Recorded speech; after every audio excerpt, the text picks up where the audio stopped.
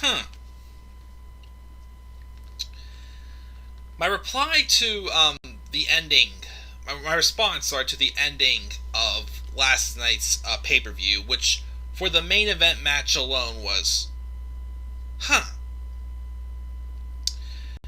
I had mixed feelings about that, about the results. I had my reasons to be intrigued, but I also have my reasons to be worried and scared. But did WWE Day 1 get me that interested again to start watching the product again on a regular basis? Did that accomplish? Did that accomplish that? We'll get into that in a second. What is going on, guys? This is the Club of the Man 1993. And even though I did pre-record one just the other night on New Year's Eve, this is the first WWE pay-per-view live review I have done since, well, last year. I believe the last one I did live was Extreme Rules in September, which was not a good show at all whatsoever. This is my live review for WWE Day 1, 2022. The first time this pay-per-view taken place, it took place just last night, January 1st, 2022, which takes some time for me to remember that. Even though it is the 10-year, and it'll be the 10-year anniversary of when I graduated high school, so I guess I got a 10-year high school reunion to attend this year, and some other big things that I'm planning on doing, maybe. But anyways, not to, talk too much. But we're live to talk about this pay-per-view, which took place last night, again, January 1st, 2022, at State Farm Arena in Atlanta, Georgia. Overall, I wouldn't say Day 1 was garbage. It wasn't horrible, but it just wasn't really worth my time. I wouldn't say it was a bad show. Just not much really happened, other than the main event. The main event is definitely gave me one. That's the only thing I left the show wondering, wonder what they're going to do with that. Because I've heard rumblings, I've heard some rumored cards for Mania. But I'm sure now it's kind of thrown out the window already because of the big title change we had at the end of the show. And the audible they had to do because of the news that was broken right before the pay-per-view. Going to Day 1, besides the fact that I had not watched much of Raw and SmackDown at all from the past month, or within the past few months, I really had no clue what was going on. I mean, I had some idea of what was going on, mostly with the world title pictures with Brock Lesnar and Roman Reigns, and the original Fatal 4-Way, which was supposed to be Big E, Seth Rollins, or apparently now he's always going to be Seth freaking Rollins. They announced him as Seth freaking Rollins. When they advertised him, it said Seth freaking Rollins, which doesn't fit for me because that's not really quite part of his character, his heel character, of him being like the visionary, being the best leader for Raw or whatnot. Kevin Owens and Bobby Lashley. Well, I had some concerns this week because I did hear rumors that Seth Rollins, Becky Lynch, Bianca Belair, and I think one other person had tested positive and gotten sick this past week. And Roman Reigns apparently was pulled and held off for precautionary reasons because he has a weaker immune system, as he's beat leukemia, been put back into remission twice for leukemia. Well, then it was announced before the pay-per-view that Roman Reigns tested positive. So Roman Reigns was not at last night's show because he has to quarantine. Which, of course, does concern me, of course, for Roman personally, because, again, of his weaker immune system, I just hope he'll, get through this and, get back soon. Because, like I said, I don't want this to, act up his system again or something. So I definitely have concerns. But because of that, the original main event of Roman Reigns and Brock Lesnar, of course, was canceled. And then they put Brock Lesnar in the Fatal 4-Way match and made it a Fatal 5-Way. Now, I'll be honest. I I liked the main event match, and I was excited for it when I heard this. Because other than Seth Rollins, Brock Lesnar's never had a match, besides maybe like an encounter in the Rumble or something, with any of these guys. And the other three in the match, last year, I did a video stating of which 4 guys I think should face Brock Lesnar at WrestleMania 37 last year. And 3 of the 4 of them were in this match. The only one who wasn't was Keith Lee, because Keith Lee got released recently. But the rest of them, I would love to see have a match with Brock Lesnar. And like I said before, I know you could say, when I said it in my Survivor Series, in my Brock Lesnar turn alert I did the other night also, I said, as long as Brock Lesnar actually gives a crap when he's doing his stuff, I don't mind him. Like I said, I couldn't stand him when he was Universal Champion, when he was feuding with Roman Reigns, and they're trying to put all this heat on him, about him not defending the belt just to get Roman more sympathy. I hated that. I absolutely hated it. But then, ever since, like I said, he had that segment on the Go Home show before SummerSlam 2019 with Seth Rollins, ever since he had that vicious beatdown segment, other than him and Kofi, I can't complain about what Brock's done since. I actually have been okay with what Brock has been doing since. So I was intrigued to see Brock Lesnar, have, some moments with, Big E and Kevin Owens, and of course, Bobby Lashley, which, spoiler alert, I'm hoping to God that's the match they're going with. That's the reason why I'm intrigued by the aims at main event. But there's also something I worry about. We'll talk about that, of course, when we get to that main event. Other than that, the crowd for Atlanta was dead most of the night. Other than the opening match, and they came alive in the main event, the crowd was not into the show at all whatsoever. And like I said, there wasn't anything that was like that horrible. Well, one match that I'll definitely say, like, huh? Like, I was even, because like I said, I didn't know the full card going into this pay-per-view. That's why I didn't even do predictions for this pay-per-view. I didn't know the full card. There's one match that I was just like, huh? Other than that, I could at least say everything was what it was. I'm not going to say it was all horrible, but like I said, it shows me that it was what it was. Didn't make me that much excited. Didn't make me hate the product even more, which at this point, how much more could you hate what WWE's been doing? Like I said, there's nobody there. There's absolutely, positively nobody there at this point. So, we're going to get into this and talk about this, and then, of course, throughout the day, I'm still reviewing Seinfeld episodes, and maybe another Harry Potter Let's Play in there, so there will still be more content coming today. Again, just a little bit of a reminder since I'm live now. I'm going to try to do my best to do stuff this week. Next week, though, the 9th to the 15th or whatnot, I'm not going to be here. I'm going on a business trip for something for work, so I will not be in town at all, and I will not be able to do any content that week because I'll be away for work reasons. If I wasn't sharing a hotel room with one of my coworkers, I would have probably tried to do some stuff, but I don't want to do that. So, like I said, you'll definitely not hear from me for the second week of January, but like I said, I am trying to put some stuff back into this channel that I stopped doing back at the end of the summer. So I'm trying to do some stuff again, but not everything.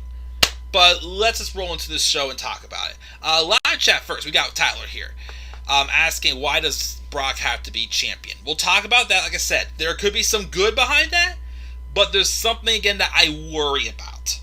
We'll talk about that, though, in a little bit. Tyler gave it a 6 out of 10.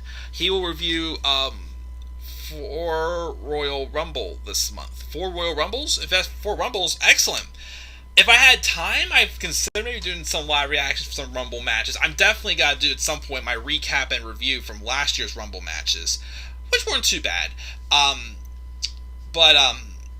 Again, I definitely haven't done one for a while. I'd definitely like to do some retro live reactions again and such. But we'll see where we go with all that. I'm definitely a lot more focused, though, and getting more Seinfeld reviews done and such. But like I said, I'm also want to try to get some more wrestling content put back into this channel. Even if it's not Raw, SmackDown reviews, other stuff for sure that I would like to, get discussions going with. But I'm at least trying my best to keep up with the pay-per-views, which is why I reviewed Survivor Series, even though I didn't really watch it.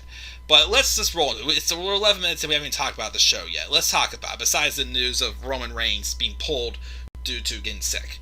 I did not watch the pre-show match. The pre-show match was a tag team match with Ricochet and Cesaro taking on Sheamus and Ridge Holland, who seem to be a tag team going forward, which does intrigues me a little bit. I did like Ridge Holland when I briefly watched NXT UK. I did like him. I was a little intrigued also when he was the one who took out the Undisputed Era, as I'm pretty sure he was supposed to be the fourth member of that stable that Pat McAfee put together for War Games against the Undisputed Era, but then he got hurt, and then he was replaced by Pete Dunne. So they're kind of teasing this team with Sheamus and Ridge Holland, which I'm like, cool. I didn't see the match, but what I heard what happened was apparently, I think it was Ricochet broke Holland's nose, I think it was. So it turned into a 2-on-1 handicap match, and apparently Sheamus won it 2-on-1, pinning Cesaro. Cesaro, do you regret yet re-signing last year? Here's the thing I will give them. I will continue to give WWE credit the fact that they did give Cesaro something I never thought they would, and that's a one-on-one world title shot. At least I'll give them credit they at least did that, because that's something I never thought they would give him. But I wanted them to keep going and do more with it, and they've done the same crap with him, but I at least got something out of it, but now they basically just make him back into a joke, sadly, which he shouldn't be. And Ricochet is still just a joke, pretty much. But that's what happened on the pre-show.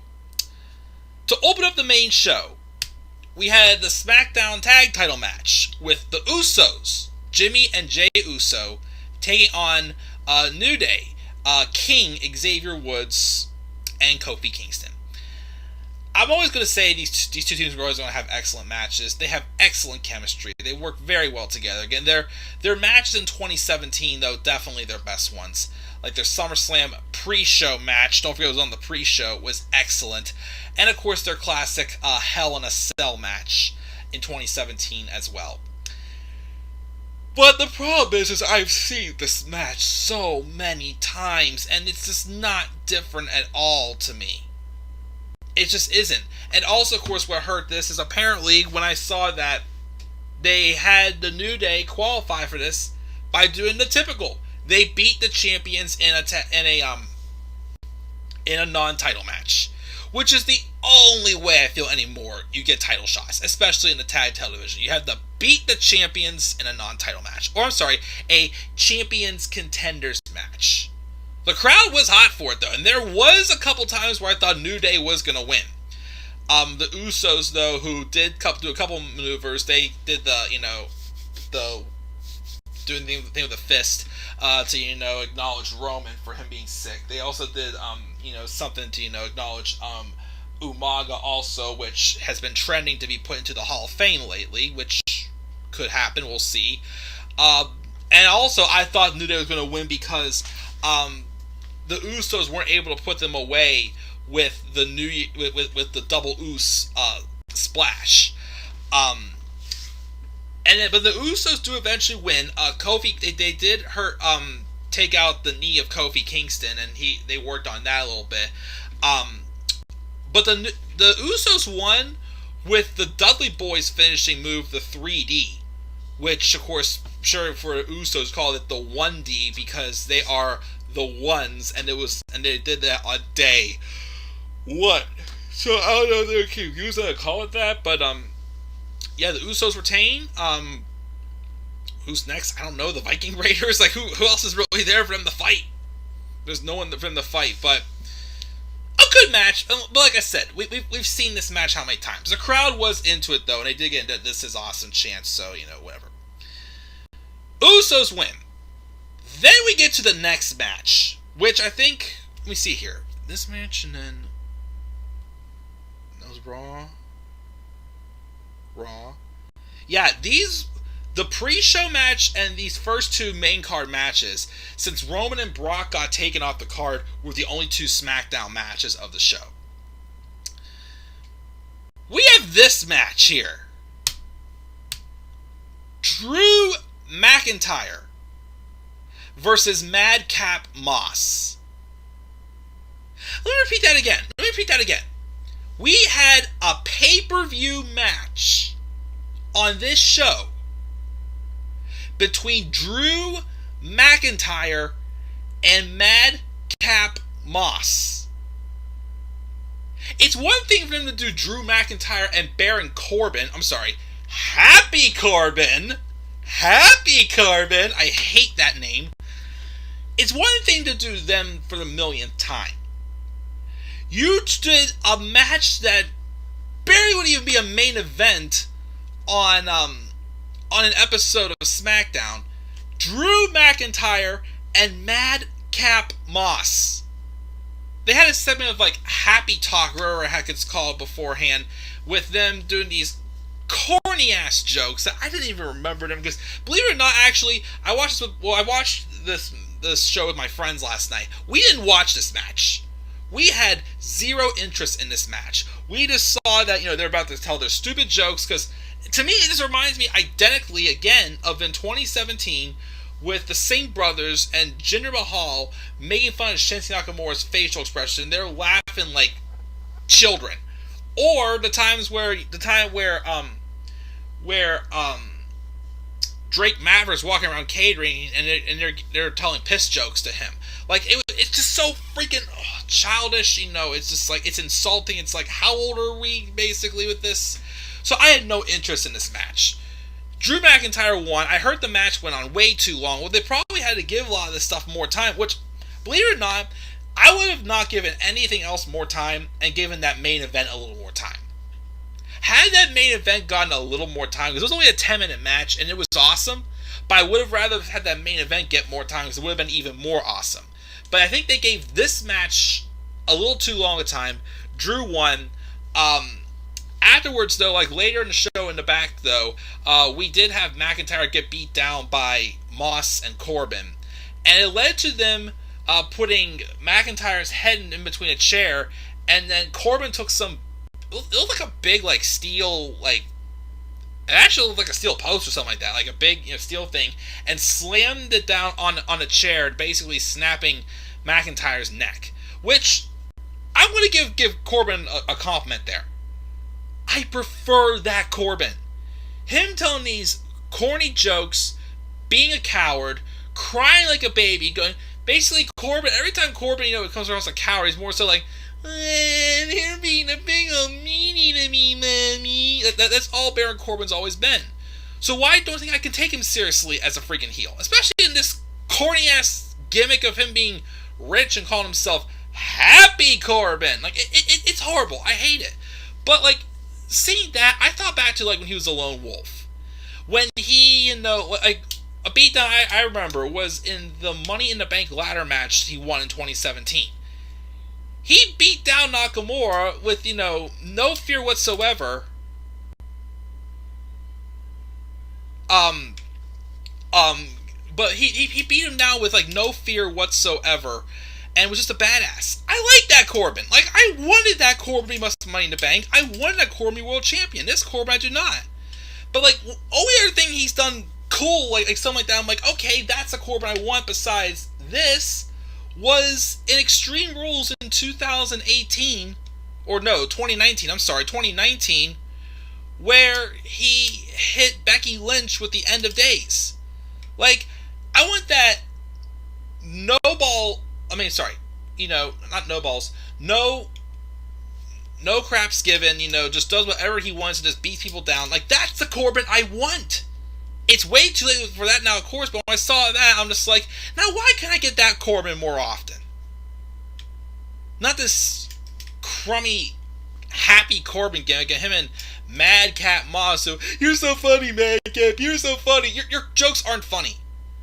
I haven't laughed. Which one? Because I haven't watched. But anytime I have seen you guys tell your stupid jokes, I haven't laughed once.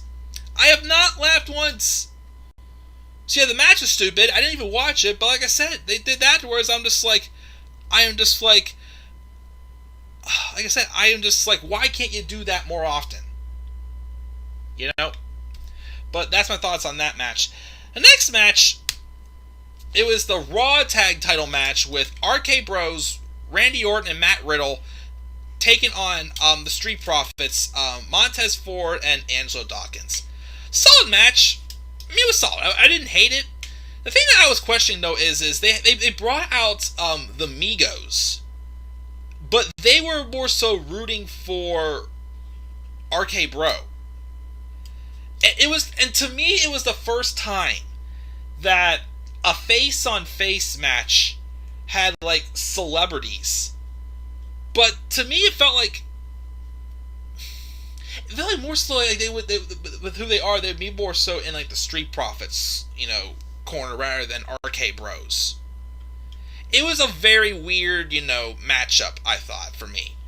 It was still a solid match, though. I liked the finish where they had Matt Riddle catch Montez Ford, toss him up in the air, and Randy Orton hits the RKO in midair. Of course, not as sick as Orton countering the curb stomp to the RKO, but it was still pretty cool. And of course, Orton. Anytime Orton's a babyface, he always he's Orton's not afraid give an overexcitement. He hits him, he's like, yeah, like there. My favorite though is still in 2011 when he hit that RKO on Mark Henry and does that split in midair and it's whew, I always say I would prefer Orton as a heel, definitely. He's much more better as a heel, but, here and there he can pull out the stops and crack him up as a babyface, but he was just yeah! Or, I remember one time, after he had turned on Bray Wyatt in 2017, he had a match against, I can't remember who it was, but, Ambrose, who was Dean Ambrose? Oh, against Baron Corbin, I think it was, because I think that's when Dean Ambrose was around. He was feuding with Baron Corbin going to WrestleMania, and, Ambrose distracted Corbin, or the RKO, and he goes, thank you. He just does corny crap like that when he's a babyface, but I actually do get a chuckle out of it here and there. Afterwards, so Migos come in, and they all shake hands, and even with, the Street Profits, like I said, solid match, but it was just weird that Migos were more so on RK Bros in their corner, and not the Street Profits. They felt like they were more fitting for the Street Profits, but it was still solid. RK Bro retained the Raw Tag titles, and we'll see where they go next. Because, again, who's there on Raw for the fight? Check the live chat. Let me see what we've got here. We've got Chucky Dolls. What's up, Chucky Dolls? Saying WWE is a horrible, awful company and doesn't care about anything. They only care about money. Not gonna lie, that is very true. Or no, not just money, what makes them look good. That's basically what it is. Wait, you're wearing a Tom and Jerry shirt. Yes, I am. I'm not afraid to admit it. They're my favorite cartoon. My girlfriend actually got it for me for Christmas. But yep, I'm wearing a Tom and Jerry shirt. And can we split RK Bro? It's coming. I think it's gonna come. I will do I want to try to do a video though on, again, my opinion as to who should be the one to turn heel in RK Bro. Just my opinion. We'll get to that though in a little bit, another time. But the next match was Edge versus The Miz. I completely forgot that this match was happening. I only saw one segment, and that was the segment where Miz returned, and it was kind of like that segment where it somewhat was it was kind of like WWE firing back at CM Punk and MJF, because it was not long after they had that probably segment of the year promo battle where Punk compared MJF to The Miz. Because Edge in that first promo setting up this feud said something like, the best The Miz can do is be mentioned on, in another television show or something. I can't remember what it said, but he fired a good shot. And apparently, I hear rumors that Edge is not the type of guy to do something like that. But when you get Edge doing that, you know you've done something good. Yeah, this is another match. Like I said before, like I know they lost Roman and Brock, but they didn't give the extra time to the right matches. This really the more time should have been put in that Fatal 5-Way. This match, let me see something here. Let me look something up here. WWE Day 1 results. I want to know how long this match went.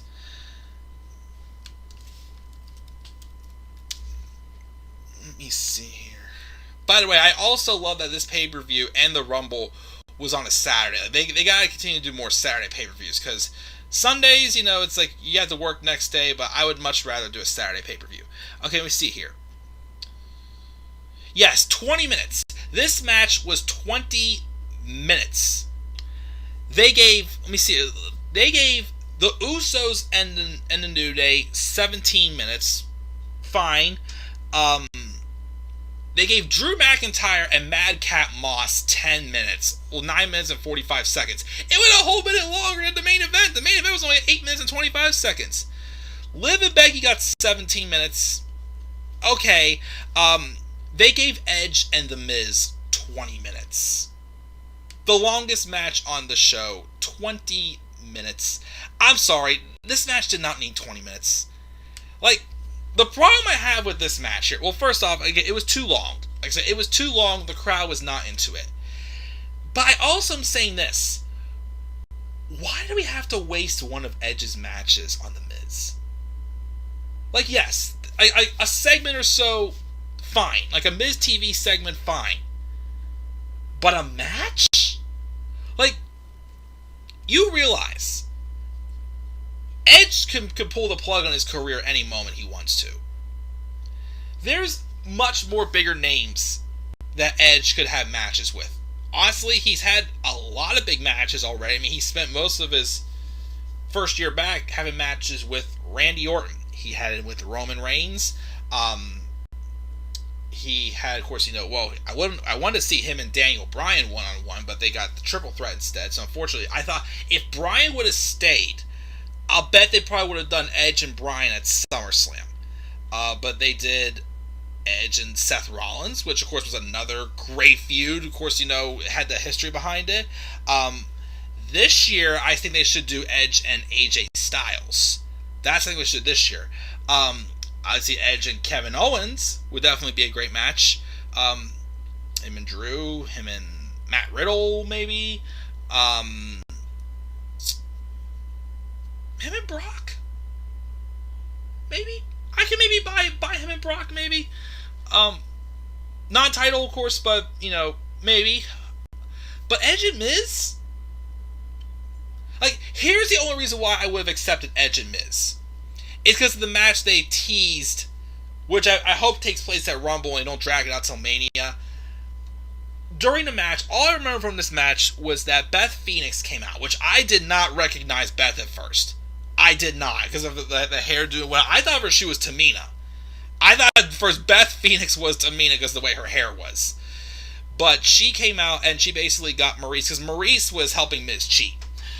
There was actually, I thought first Miz had Edge, because towards the end of the match, Maurice distracted Edge, and the referee was distracted, doing something with the Miz or whatnot. Maurice slapped Edge across the face with her purse, and then Miz hit the skull-crushing finale.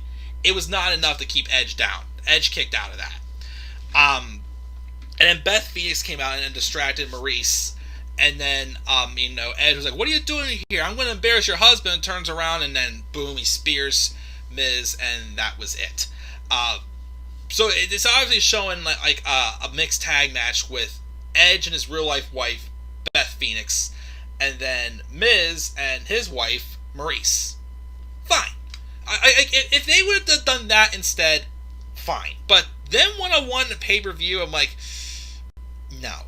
I mean, they've done Edge on having a match on Raw or SmackDown a few times. If they wanted to put him on Raw or SmackDown, have a match with Miz, fine, whatever. Like a TV segment, a Miz TV segment, fine.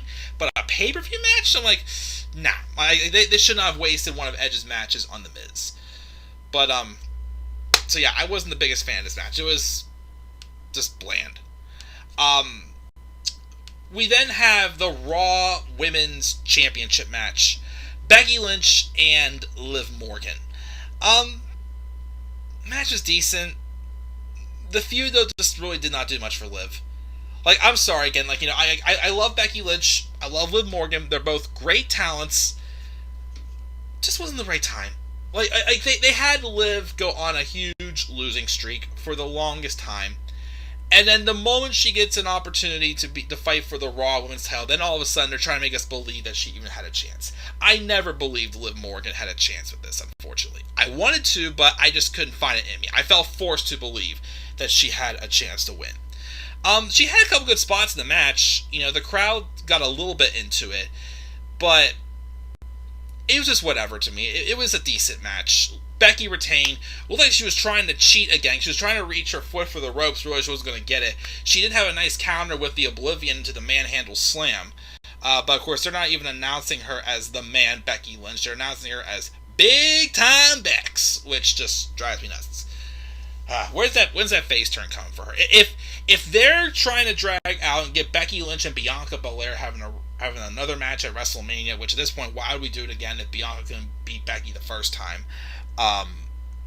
Then, you know, if that's the case, then as soon as that's over, make Becky a face again. Just can't stand this heel character she has. Becky wins, and then we get to the main event. I got a little bit to say about this main event. So like I said, it was originally supposed to be a fatal 4-way match with... Actually, let's go through this. The build for this match has just been a mess. An absolute mess. They have a number one contenders fatal 4-way ladder match on Raw, which I did watch that episode. It was the season premiere. I think it was the first episode after Crown Jewel. And the match was there was 4 people in it. I can't remember the 4th person. I know there was Finn Balor, Seth Rollins, Kevin Owens. Who was the 4th person in that match? I can't even tell you who that was. Let me see here. Let me see here. Raw Fatal 4-Way Ladder Match.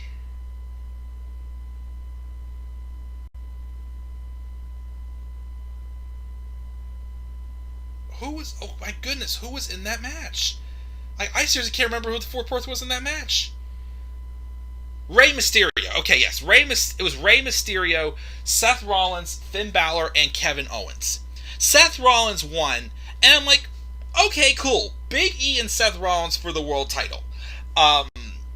Big E dethroned Seth Rollins in NXT for the NXT title. I'm like, you know, good little feud they can do. Cool. I'm for that. Then that was around the time where Kevin Owens was rumored to be leaving because his contract expires now this month. And they probably... They had some stupid storyline where it's like, I want to be friends with you, Big E. Big E, I didn't mean to, you know, do what I did to you, Big E. And, like, you know, just turned him heel for some stupid reason whatsoever. It just made no sense to me. It's been too long, I can't remember, you know, the dumb idea it was. But they turned him heel. Seth Rollins, who did not want the match to become a multi-person match, beat down Kevin Owens, I think it was, and costed him a disqualification to get Kevin Owens in the match. So he made himself look dumb. So Kevin Owens, who already had an opportunity, is in the match. And then out of the blue, Bobby Lashley got into. I'm not sure what the story is behind Bobby Lashley getting in there, but he just got thrown in. And of course, because Roman Reigns got sick, Brock Lesnar got thrown in at the last minute last night. So it's a fatal 5-way. The build was awful, but like I said earlier, other than Seth Rollins, the other 3 in this match, again, were all fresh opponents for Brock Lesnar. All 3 of them, who I would like to see Brock Lesnar have a match with. Big E, Kevin Owens, and definitely, desperately, Bobby Lashley. They should have done that match at SummerSlam 2018. That's when that match should have happened. SummerSlam 2018. It should have happened actually at WrestleMania 37. It actually should have also happened at SummerSlam 2021 last year. But no, they had to bring in Goldberg because they didn't want Bobby Lashley beating Brock Lesnar because he was going to be feuding with Roman Reigns. Which, at the time made sense because of, Paul Heyman and whatnot, even though I wasn't not a fan, and I'm still not a fan of seeing that match again. Spoiler alert. But yet Lashley couldn't even beat Goldberg. Well, he basically heard him that he couldn't continue, but then they threw his son in there, and then Goldberg did beat Lashley at Crown Jewel, which I heard the match was actually good. My friends were telling me last night that match was good. But it boggles me that, okay, yes, despite the fact that they brought Goldberg in to give someone else for Lashley to beat instead of Lesnar, yet Lashley still was not able to have a clean victory over Goldberg, which still boggles my mind. But, like I said, what excited me about this Fatal 5-Way when I heard this was going to happen is, again, Brock Lesnar having 3 fresh opponents. Like I said, 3 of the 4 of them I put in a video last year for which 4 people I'd like to see Brock Lesnar face at WrestleMania. Which, again, Bobby Lashley, Kevin Owens, Big E, and the recently released Keith Lee. I would have loved to have seen Brock Lesnar and Keith Lee. Oh my goodness. Do you guys still remember the moment they had when they went at it with each other in the Rumble in 2020? Still, that was so freaking good! And we're not going to get the match never, unfortunately. But, so I was looking forward to that. And the match, again, it was only an 8.5 minute match. It was good. I mean, it was short, so that's why I couldn't really say it was like a classic or anything, but it was a really good match. The only thing I want to question about the match itself is why were Kevin Owens and Seth Rollins working as a team? Like, why? And they even said, yeah, Kevin Owens and his best friend Seth Rollins. I'm like, why would they even be friends? They've had a long history. Go back to 2016. I mean, I'm sure even before this, but go back to 2016. Go back there whenever you had Rollins and Owens feuding whenever Triple H first turned on Rollins. And then when Rollins turned heel at the end of 2019 to 2020, they had that long build-up match at WrestleMania. Like, and of course, Rollins was trying to expose Kevin Owens for basically being a liar, and basically, unfortunately, because they turned him heel again, they did. And now Owens just resigns. Now Owens is stuck because it's like, who's he going to feud with now? Like, who is Kevin Owens going to feud with now? I mean, he could wrestle Edge, but I think Edge and AJ Styles should have their match. I mean, they could do. I mean, we've already seen 1 or 2 matches with Big E and Owens, so I won't do them again. But besides that, and like him and Brock, like, who does Owens have left to face? Who would you want to see Owens face? When I say he should not have re-signed. I mean, I know he re-signed because he was dedicated, his family to all this and that. I respect that, but he really should have gone to AEW. But it's his decision, his call. But I just don't know what he's going to do after all this. But I didn't get that. But of course, I liked Brock wrecked Havoc with several F5s in a row. They teased Big E hitting an F5 and on F5 a big ending on Brock. He did, I think, hit one to take out Bobby Lashley through the table. My favorite spot in the match, though, still no doubt about it, was Bobby Lashley spearing Brock Lesnar through the barricade. That was sick. And that was excellent carnage, for sure. Just great record match. Even though, of course, they had Owens and Rollins working as a team, which, again, I did not like, I at least appreciate they didn't have Rollins act like a coward going up against Brock. Because here's my big beef I would have had about that. Seth Rollins is one of the only people, besides Roman Reigns, Triple H. Did Triple H beat him twice? I can't remember. I can't remember who all has beaten Brock Lesnar multiple times. Seth Rollins is one of the only few people. In fact, the first one was not completely clean. The second one was. Seth Rollins has beaten Brock Lesnar twice. So despite the fact he's a heel now and Lesnar's the face, you can't call Rollins a coward heel against Brock Lesnar. That would have been complete bullcrap. they did have Lashley put Lesnar in the Hurt Lock, which Big E broke that up, and that's when he tried to hit the big ending. That's when Brock reversed it, hit the F5 on Big E, and Brock Lesnar wins the WWE title. Again, he is a free agent, which he actually had a segment earlier in the night where he took Kayla Braxton's mic and said, that he was put in this match because he can do whatever he wants. He's a free agent according to his advocate Paul Heyman. He was just being all cool about it. Brock doesn't care. But when he again, the few times you actually do give Brock the mic, he may have bad microphone skills, but the few things he says, you're entertained. But yeah, he beat Big E. He pinned Big E, and Brock Lesnar wins that Fatal 5-Way and is now your new WWE Champion. Huh. The thing that was making me more so okay was the fact that he had kind of a little bit of a stare down with him and Bobby Lashley after the match.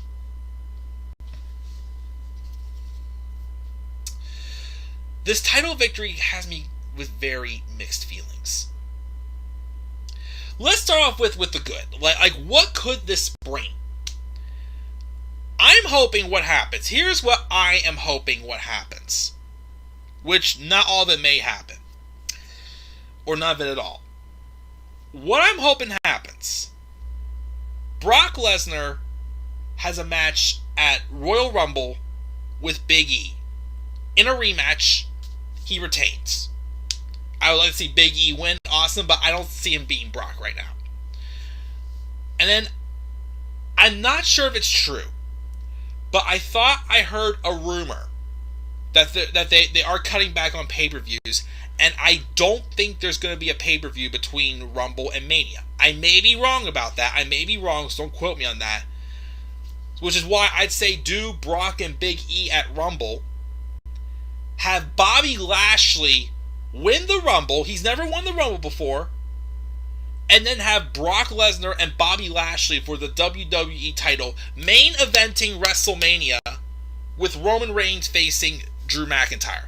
Now, here's the only thing though. I forgot to mention this earlier. With that beatdown that Corbin and Moss did on McIntyre, apparently they did that because McIntyre is kind of dealing with somewhat of a neck injury.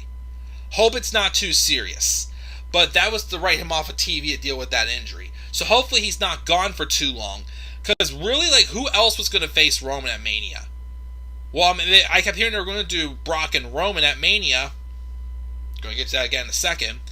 But if it's not going to be Drew and Roman, I don't think The Rock's coming back for this year. I think they're doing Rock and Roman at WrestleMania 39 in Hollywood, which I think it is more fitting there to do that, I'll be honest, but I just don't know how they're going to get there because, who's there left for Roman to work with in the meantime.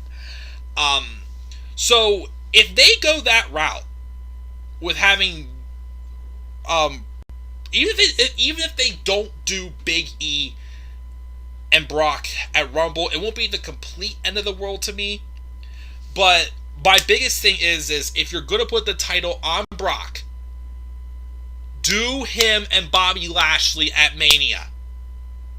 This is where you do it. That's your big... If you want a fresh match, a match to get my attention, get me more excited for Mania, do Bobby Lashley and Brock Lesnar. The title can be involved in that. I'm fine, because even with the title involved, it's still a little more unpredictable. Brock can still retain, although I'd rather see Lashley win the title off of Brock, but that's a feud that I can see doing the title. Here's what I'm worried is going to happen. Here's what worries me. I'm worried they will have Brock enter the Rumble. He wins the Rumble and goes on to have a championship unification match with Roman Reigns at WrestleMania 38. Here's the thing, because I do plan on doing a video soon where I'm going to say 2022 should be the year that maybe temporary, the WWE should end the brand split. Because there's just not enough people there. There's like nobody there whatsoever. The roster is not stacked as it used to be, which is why I was always pro brand split when they brought it back. And of course, they're already retiring one title in NXT apparently at New Year's Evil this coming week. They're doing a match with Carmelo Hayes and Roderick Strong. The winner becomes North American Champion, and they're retiring the Cruiserweight title. So Vince is already having that mindset now of, merging titles, which, like the tag division, yes, definitely. If they're dropping the brand split and merging the titles, I'm for that. I'm not for that match, though, being Roman Reigns and Brock Lesnar. I've seen that match too many times. They had their classic at WrestleMania 31. Yes, Roman didn't win that match. They had Rollins cash in instead. I was good. Yes, they had unfinished business at the time. But then they had the feud in 2018. They finished their business. This time, okay, I get it, but with how bad of a taste that 2018 feud left me. Like I said, I've said how many times, that feud felt like a freaking lockdown to me. I felt like that was Vince McMahon saying, we're not doing anything else until Roman Reigns and Brock Lesnar has that moment that I dreamed of perfectly. With Roman Reigns beating Brock Lesnar and it being like a big, big megastar. Yes, the story this time has been good. I don't want it to see it again at Mania, though. I just don't want it at Mania again. That's the only thing I ask for. The one thing I ask for. Don't do it again at Mania. Give us something different, please. Like, if they want to do a championship unification match, fine. Like, they could have done Roman and Big E with a champion unification match. They could have done Roman and Drew champion unification match. They could have done Roman and Lashley unification match. Just something different. If they did beat it to death in 2018, I would have been more accepting of it. But I just don't. I may be one of the only ones. I don't want that unification match to be Roman and Brock. It's just not fresh to me. It's not, and I'm not gonna care. I'm not gonna care because I know it probably would be very unpredictable who would win it. Which I still think Roman would probably win it because because Vince obsesses over it. But why do I fear that match will happen? Again, the match that was supposed to have a day one got canceled because Roman got sick. You really think, with how obsessed Vince McMahon is with this storyline, with these two having matches, you really think Vince McMahon is not going to conclude that storyline? You really think? Because I don't see Vince McMahon just saying, oh, we'll just move on from Roman and Brock. No. Vince is not going to end that feud until he has that ending, that ending he dreamed of his vision. So that's why I fear that's what's going to happen. I fear they're going to have Brock win the Rumble as WWE champion. Because I don't see Roman entering the Rumble match either. I mean, he could, but neither of them wouldn't need to win the Rumble. First off, and second off, why would you have one of your own champions get in? It just... I mean, okay, if it was like Big E entering the Rumble as world champion, wanting to merge the titles, I probably wouldn't have been as upset. But like I said, if it wasn't a beaten-to-death feud in my mind, a feud that, has a bad taste, that, again, I accept the crown jewel. I would have been okay with it having a day one. I would have been okay with it even having it at the Rumble. But at Mania again? I'm sorry. I don't want to see it again at Mania. I don't. So, that's why I have mixed feelings about this. Like, I like that, Brock has some fresh people he can feud with on Raw. Like I said, they can do him and Big E. Him and Kevin Owens. I would maybe give him and Edge a chance also. That's fresh to me. But the big money match, the big thing, like the biggest reason why I would hope they gave the title to Brock, and what they teased, him and Bobby Lashley main eventing WrestleMania 38. That needs to be the main event of WrestleMania 38. Brock Lesnar and Bobby Lashley. End of story. Like, a championship unification match? Okay. Just don't make it Roman and Brock. Like, please. I don't need to see that match again. I don't. I gave it a shot at getting a crown jewel. It was their second best match in my opinion, but it still wasn't that great. Like, I don't want to see that match again. I don't. Well, okay. Give it to me anywhere else, just not WrestleMania. Please. Please.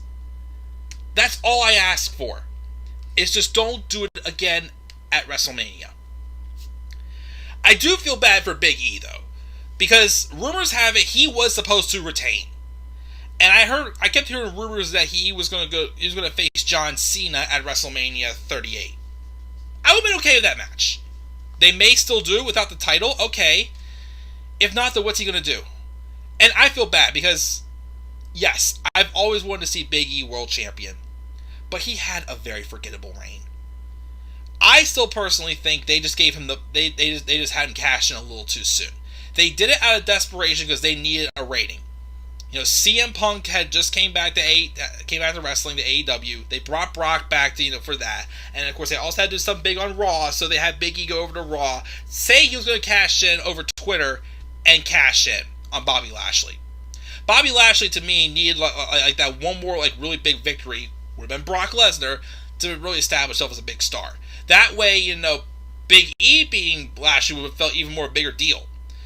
But a lot of people say, and I agree, they should have given Big E more time as Mr. Money in the Bank and had him cash in on Roman Reigns.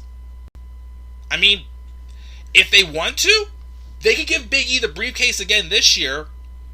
And if they do Rock and Roman at WrestleMania 39, he can cash in on Roman after that match. That will at least give them more time to build him up again, give him like that little bit more momentum he needed. But I don't know where to go from here for Big E. Like they could do maybe. How about him and Seth? That's the other thing too that kind of gives me a little boggle with this. Seth Rollins, you really think Seth Rollins is not going to complain that he didn't get his one-on-one match for the world title? You really think he's going to just like act like it's completely okay and move on? No, he's not going to do that. And I'm not that interested in seeing him and Brock again, even with the roles reversed. I'm not that interested. I'm really not. So, I mean, at Mania, they could maybe do just a singles feud with Big E and Seth Rollins. Or if they still want to do Big E and John Cena singles feud, works for me. Put over Big E, I'll take it. But like I said, the biggest thing that I am asking from this, the biggest favor, Brock Lesnar, Bobby Lashley.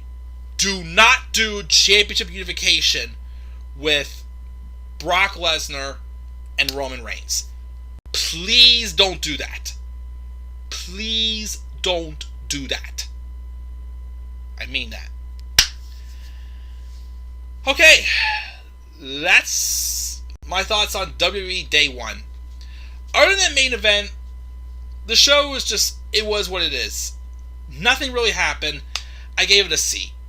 It wasn't horrible, but like I said, it was just there. Check the live chat before we go off the air here. Tyler says, what about AJ? He has never won the Rumble. I will take AJ Styles winning the Rumble. I'm okay with that idea. My thing though is as I keep saying is, I don't think AJ's ever going back to SmackDown. Because the reason why he's been put on Raw, I've heard the rumors, is because that he wants to be able to be with his kids and be at their weekend events, which is why he's on Raw and not SmackDown. The guy's almost done. But if he was able to go back to SmackDown and they did AJ and Roman Reigns at Mania for the Universal title, I'll take that. I will gladly take that match because, again, they had the two great matches they had one-on-one in 2016 at Payback and the Extreme Rules match were awesome. Now that, of course, the dynamic's a little bit different here, I mean, that was face on face. This time, Roman's the heel. If they are turning AJ face with the feud with Omos or whatnot, or I don't know which direction they're going with it. Because for what I saw the highlights, it looked like AJ provoked the fight on Omos. But then he goes to NXT, and now he's having a feud with Grayson Waller, who was the guy who took out Johnny Gargano in his farewell speech. So I'm confused as if AJ's fully a face or not. So I'm waiting on that one. But I'll take AJ winning the Rumble and having a match with Roman. He's already fought Brock already, so I'm not really as interested in that. But I will take AJ winning the Rumble and going to Mania to fight Roman. I will take that match. And Big E being champion, wasn't Big E as champion. They need Big E as champion. They do. Like I said, I feel like they could have, maybe given it a little more time, build him up a little bit more.